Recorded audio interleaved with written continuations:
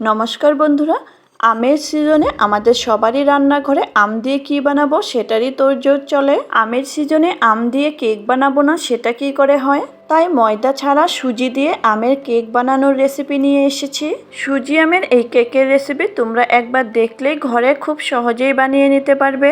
আর এই কেক খেতেও খুব নরম তুলতুলে ও সুস্বাদু হয়, যার জন্য আমি এখানে মেজারিং কাপের 1 কাপ সুজি নিয়েছি। সুজি তোমরা বড় বা ছোট দানা যে কোনো নিতে পারবে, কারণ এমনিতেও সুজি মিক্সিং জারে দিয়ে পাউডার করেই নিব। সুজি পাউডারের মতো গুঁড়ো করে নিয়েছি। এবার এটাকে একটি সাইডে রেখে দিব। এখানে বাউল একটির মধ্যে নিয়ে নিচ্ছি 1/2 কাপ চিনির গুঁড়ো। নর্মাল চিনিটাকে মিক্সিং জারে দিয়ে গুঁড়ো করে নিয়েছি। চিনির গুঁড়োর মধ্যে অ্যাড করে দিলাম 1/2 কাপ টক দই। এটা আমার ঘরে পাতা ফ্রেশ টক দই। তোমরা চাইলে বাজারের কেনা টক দইও নিতে পারবে, তবে খেয়াল রাখবে টক দই যেন বেশি টক না হয়। এখন 1/4 কাপ দিয়ে দিচ্ছি সাদা তেল। যদি তোমাদের কাছে এইরকম মেজারিং কাপ না থাকে, তাহলে ঘরে থাকা যে কোনো চা খাওয়া কাপ বা বাটি দিয়েও উপকরণগুলো মেপে দিতে পারবে। সব কিছু ভালো করে মিশিয়ে নিয়েছি। এখন এর মধ্যে অ্যাড করব 3/4 কাপ আমের পাল্প। 3/4 কাপ মানে 1 কাপের 4 ভাগের 3 ভাগ আমের পাল্প নিয়েছি। নর্মালি আম টুকরো করে কেটে নিয়ে মিক্সিং জারে একবার ঘুরিয়ে নিলেই আমের পাল্প বের হয়ে যাবে। আমের পাল্পটুকুও এর মধ্যে ভালো করে মিশিয়ে নিব। দেখো বন্ধুরা, তোমরা কিন্তু আমটা পুরো পাকা ও একটু সুন্দর কালার দেখেই নিবে, তাহলে এই ব্যাটারটা পাকা আমের কালার অথবা হলুদ তৈরি হবে। এখন এর মধ্যে দিয়ে দিচ্ছি 1 চামচ ভ্যানিলা এসেন্স। ভ্যানিলা এসেন্স না থাকলে এর পরিবর্তে তোমরা 1/2 টিস্পুন এলাচি গুঁড়োও দিতে পারবে। ভ্যানিলা এসেন্স মিশিয়ে নেবার পর এর মধ্যে দিয়ে দিচ্ছি আগে থেকে গুঁড়ো করে রাখা সুজি। তবে প্রথমে অর্ধেকটুকুই দিয়েছি। এইটুকু একবার মিশিয়ে নেবার পর বাকি অর্ধেকটুকু ঢেলে দিব, না হলে একসাথে দিয়ে দিলে দলা পেকে যেতে পারে, তাই এইভাবে দিচ্ছি। সব কিছু ভালো করে মিশিয়ে নেবার পর যেহেতু ব্যাটারের মধ্যে সুজি রয়েছে, তাই এটাকে কমপক্ষেও আধা ঘন্টার জন্য রেস্টে দিতে হবে। ততক্ষণে আমি কেক বেক করার জন্য কেক টিনটি রেডি করে নিব। আমি এখানে এরকম একটি কেক টিন নিয়েছি।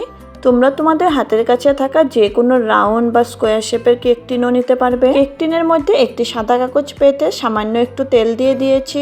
এবার কেক টিনের চারদিকে ব্রাশ একটি দিয়ে তেল ভালো করে লাগিয়ে নিব, যাতে কেক বার করতে সুবিধা হয়। এদিকে কেক বেক করার জন্য কড়াই একটির মধ্যে এরকম একটি প্লেট বসিয়ে লো ফ্লেমে 10 মিনিট প্রিহিট করে নিব। এখানে আধা ঘন্টা পর ফিরে এসেছি। সুজি ফুলে দেখো বন্ধুরা, ব্যাটারটা বেশ ঘন হয়েছে।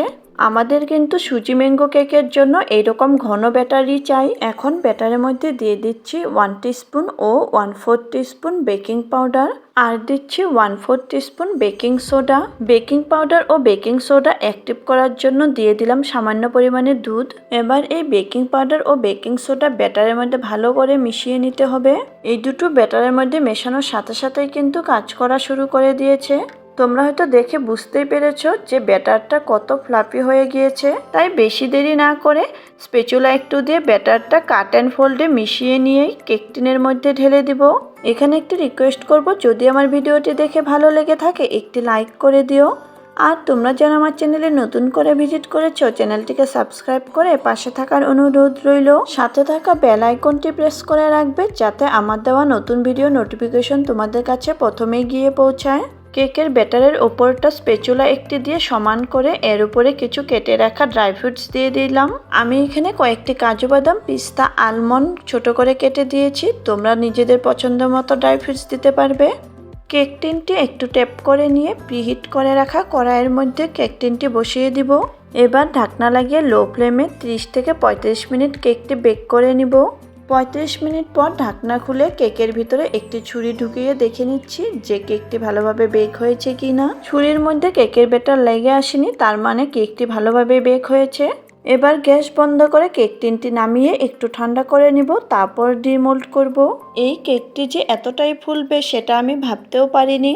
তাই কেকের ব্যাটারটি একটু বেশি হওয়ায় কেক টিনের ওপর দিকে বের হয়ে চলে এসেছে। কেক টিনের চারদিকটা ছুরি একটি দিয়ে ছাড়িয়ে নিয়ে প্লেট একটির মধ্যে কেকটি বের করে নিলাম। কেকের ওপর দিকটা যেমন সুন্দর হয়েছে, নিচের দিকটাও কিন্তু স্পঞ্জের মতো জালিদার হয়েছে। তৈরি হয়ে গেল ময়দা ছাড়া সুজি দিয়ে ম্যাঙ্গো কেক। যাদের নাকি ময়দাতে অ্যালার্জি আছে বা ময়দা খেলে সয় না, তারা কিন্তু সুজি দিয়ে খুব সহজেই এরকম একটি হেলদি কেক তৈরি করে নিতে পারবে। কেকটি আমি কাটিং করে দেখাচ্ছি। দেখো বন্ধুরা, কেকটা কত নরম তুলতুলে ও জালিদার হয়েছে। আশা করছি তোমরা আমের সিজনে এই কেকের রেসিপি একবার হলেও ট্রাই করবে। আর ঘরে বানালে কমেন্টে জানাতে একদমই ভুলবে না যে খেয়ে কেমন পেলে। তাহলে আজকের মতো আসি, আবার আসবো নতুন কোনো রেসিপি নিয়ে। ততক্ষণের জন্য বাই অ্যান্ড টেক কেয়ার।